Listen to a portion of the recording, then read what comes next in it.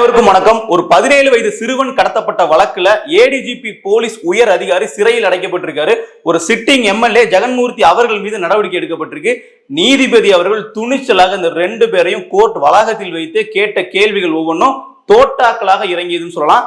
இந்த கடத்தல் வழக்கை பொறுத்த அளவுல சிங்கம் திரைப்படத்துல எப்படி ஒரு ரவுடி போலீஸ் தன்னோட கைக்குள்ள போட்டுக்கிட்டு ஒரு கடத்தல் சம்பவத்தை நடத்துவாரோ அதே மாதிரி நடந்திருக்குன்னு சொல்லலாம். அதை பத்தியும் ஒரு அரசியல் கட்சியினுடைய தலைவர் பட்டியலினத்தை சார்ந்தவர் அப்படிங்கிறதுனாலையும் அவர் பட்டியலின மக்களுக்கான உரிமை பேசக்கூடிய அரசியல் கட்சி வச்சிருக்காது அப்படிங்கிறதுனாலயே அவரை யாரும் ஆதரிக்க கூடாது. அப்படி ஒரு சில பேர் இங்க ஆதரிச்சுட்டு அவருக்கு ஆதரவாக கருத்துக்களை பதிவிட்டு இருக்காங்க. அவர்களுக்கான கேள்வியும் இந்த பதிவுல கேட்போம்.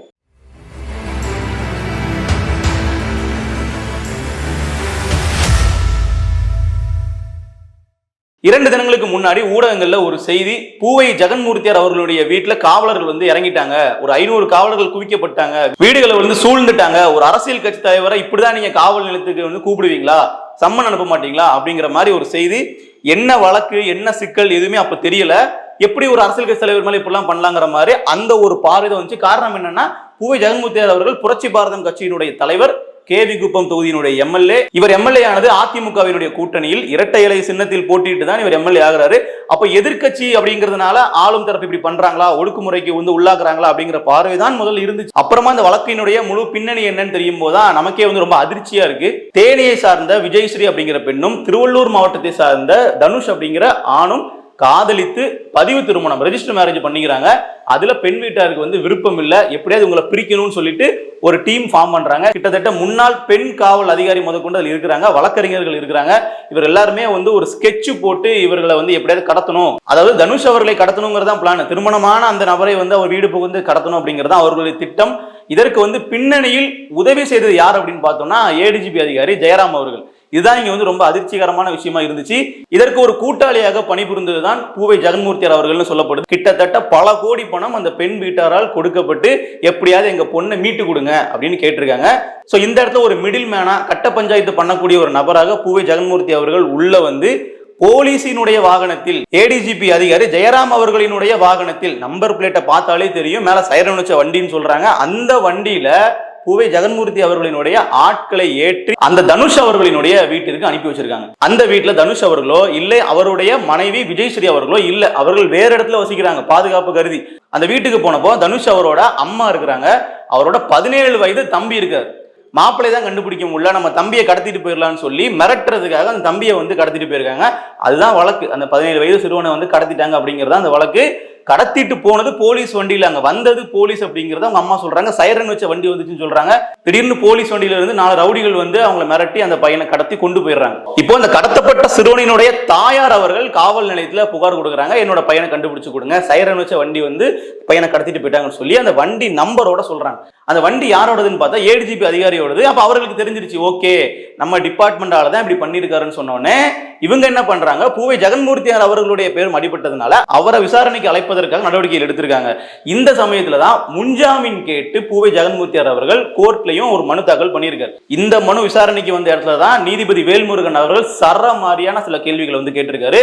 அன்று காலை பூவை ஜெகன்மூர்த்தியார் அவர்கள் நேரடியாக வரல, அவருடைய வழக்கறிஞர்கள் தான் வந்திருக்காங்க. முன்ஜாமீன் கேட்டப்போ தர முடியாது, நீங்க நேர்ல வரணும். யாரு? பூவை ஜெகன்மூர்த்தி மட்டும் இல்ல, ஏடிஜிபி அதிகாரி ஜெயராம் அவர்களும் நேர்ல வரணும். மதியானம் 2 மணிக்கு 2 பேரும் கோர்ட்ல இருக்கணும் அப்படின்னு சொல்லி உத்தரவு போடுறாங்க.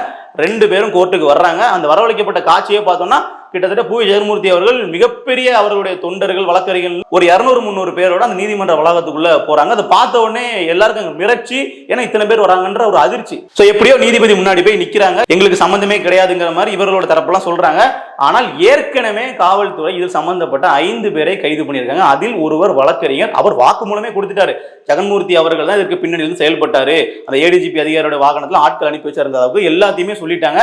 சோ அதையெல்லாம் கேட்ட நீதிபதி அவர்கள், இதில் நீங்கள் தொடர்பு பட்டிருக்கீங்க, நீங்க விசாரணைக்கு ஒத்துழைக்கல அப்படின்னு சொன்னது மட்டும் இல்லாம, நீங்க எந்த தொகுதியில எம்எல்ஏ, கேபி குப்பம், எத்தனை வாக்குகளை ஜெயிச்சிங்க, 70,000, மக்கள் பிரதிநிதி தான் நீங்களா இல்ல கட்ட பஞ்சாயத்து தலைவரான்னு சொல்லி ஒரு கோர்ட்ல ஒரு நீதிபதி இப்படி கேட்டாருங்க. ரொம்பவே வந்து ஒரு துணிச்சலான ஒரு கேள்வி. அந்த நீதிபதி அவர்களுக்கு ஒரு சல்யூட். கூடவே வந்து 200-300 பேரை கூட்டிட்டு வந்து இங்க ஒரு செய்தியாக்கலாம் நினைச்சு பார்க்க கூடாது, நினைச்சா 10 நிமிஷத்துல உங்களை வந்து கைது பண்ண முடியும் அப்படிங்கிற மாதிரி அவர் பண்ண தப்ப சுட்டி காட்டி இந்த மாதிரி ஆட்களை வந்து கூட்டிட்டு வந்து இங்க பிரச்சனை பண்றதுக்கெல்லாம் பார்க்க கூடாதுன்னு சொல்லி அறிவுரையும் சொன்னாரு. அது மட்டும் இல்லாம எம்எல்ஏ பதவியை வச்சு நீங்க மக்களுக்கு நல்லது பண்ணதான் பார்க்கணுமே தவிர இது மாதிரி கட்ட பஞ்சாயத்து பண்ணி ரவுடிசம் பண்ணக்கூடாது அப்படிங்கறதையும் அந்த கோர்ட்ல வச்சே சொல்றாரு. அதுக்கப்புறம் ஏடிஜிபி அதிகாரி பக்கம் வரும்போது இந்த பேச்சே இல்ல, வீச்சு தான். நேர இவர் வந்து நீங்க கைது பண்ணி சிறையில் அடைங்க, இது சம்பந்தப்பட்டிருக்காரு அப்படிங்கிறது வெட்ட வெளிச்சமா தெரியுது. ஏன்னா அந்த 17 வயது சிறுவனை வந்து கடத்திட்டு போனது மட்டும் இல்ல, அவரை இன்னொரு இடத்துல இறக்கி விட்டுருக்காங்க, அதுவும் அதே காவல் வாகனத்துல, ஏடிஜிபி அவர்களினுடைய வாகனத்துல. அப்போ அந்த சிறுவனை கடத்தினது இறக்கி விட்டது அப்படிங்கும் போது ஒரு அரசு வாகனம், ஒரு அரசு அதிகாரி எப்படி வந்து ஒரு கட்ட பஞ்சாயத்து பண்ணக்கூடிய ஒரு நபருக்கோ இல்லை இன்னொருத்தரோட தனிப்பட்ட பிரச்சனைக்கோ சட்டத்திற்கு விரோதமாக அதை பயன்படுத்தலாம் அப்படிங்கிற மிகப்பெரிய கேள்வி இருக்கு இல்லைங்களா? சோ இது வந்து நீதிபதி அவர்களுக்கே தெரியும், அங்க யோசனையே இல்ல, அவரை நேரடியா வந்து கைது பண்ணி நீங்க சிறையில் அடைங்கன்னு சொல்லிட்டாங்க. அந்த கோர்ட் வாசல்ல இருந்து வெளியே போகும்போது வெளவெழுத்து போயிட்டாரு.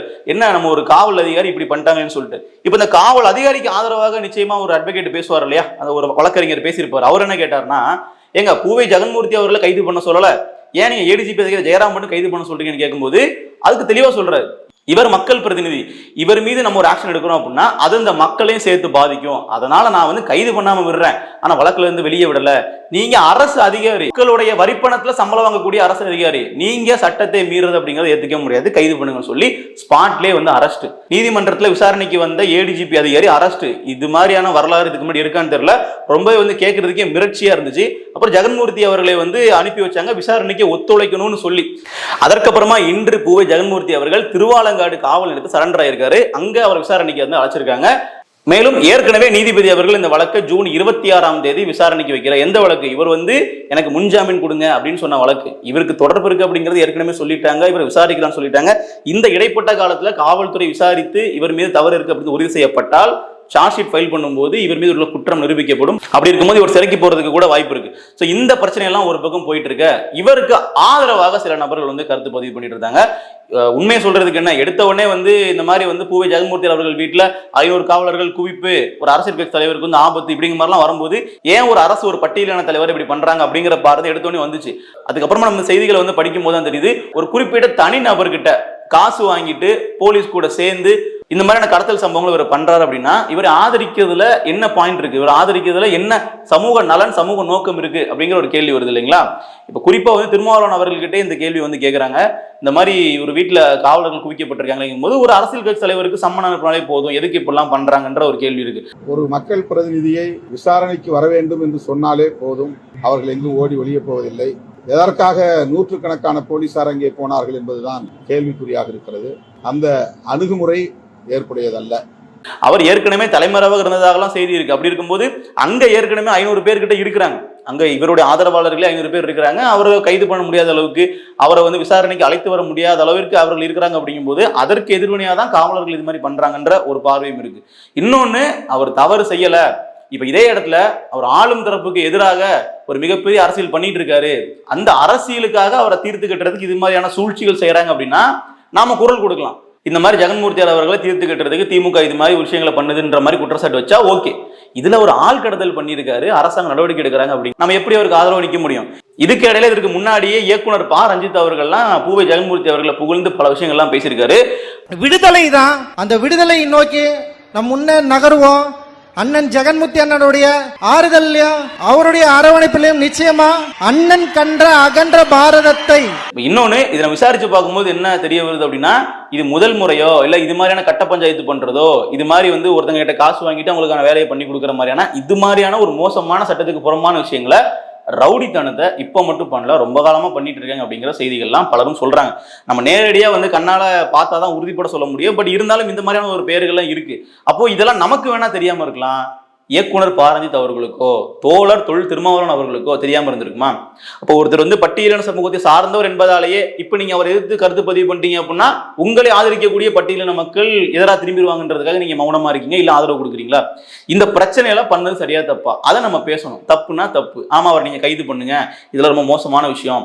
அரசாங்கத்தினுடைய வாகனங்க, ஏடிஜிபியோட வாகனத்தை கைது பண்றாங்க, போலீஸ் வாகனத்திலேயே ஆள் கடத்தல் பண்றாங்க, கடத்தல்காரங்களை பிடிக்க வேண்டிய வாகனத்திலே கடத்தல் நடக்குது அப்படின்னா வேலியே பயிர மேஞ்ச மாதிரி ஆச்சுல. அப்ப எப்படி வந்து மக்கள் அரசாங்கத்தை நம்புவாங்க? இதுல துரிதமா நடவடிக்கை எடுத்து இந்த வழக்குல சம்பந்தப்பட்ட அனைவரையுமே வந்து கைது பண்ணி சிறையில் அடைக்கணும் அப்படிங்கிறதா வந்து நம்ம கேட்டுக்கிற விஷயமா இருக்கு. மேலும் இதுல நீதிபதி வேல்முருகன் அவர்களினுடைய வாதம், அதை நம்ம கேட்கும்போது, அதை நம்ம படிக்கும் போதே வந்து பாத்தீங்கன்னா, இப்படி ஒரு நீதிபதி நமக்கு வேணும், சட்ட ஒழுங்கை நிலைநாட்டுவதற்கு இப்படி ஒருத்தர் நமக்கு வேணும் அப்படிங்கிற மாதிரி தான் நமக்கு தோணுது. உண்மையிலேயே அவருக்கு நம்மளோட பாராட்டுகள். இதுல இன்னொரு விஷயம் நம்ம பார்க்க வேண்டியிருக்கு. ஒரு காவல் அதிகாரி காவல் வாகனத்தை வைத்தே கடத்தல் பண்ணிட்டு இருக்காரு. காவல்துறையே தன்னுடைய கட்டுப்பாட்டை வைத்திருக்கக்கூடிய, காவல்துறையினுடைய அமைச்சராகவும் இருக்கக்கூடிய நம்முடைய முதலமைச்சர் ஸ்டாலின் அவர்கள் இரும்பு கரம் கொண்டு இதெல்லாம் ஒடுக்குவேன் என்று பல வருடங்களாக கூறிக்கொண்டிருப்பவர் என்ன செய்து கொண்டிருக்கிறார்? இதில் வந்து விரைந்து நடவடிக்கை எடுங்கள், இது போன்ற சம்பவங்கள் இனி வருங்காலங்களில் நடக்காமல் தடுங்கள் அப்படிங்கிற ஒரு கருத்தோட நம்ம இதை முடிச்சுக்கலாம். நன்றி.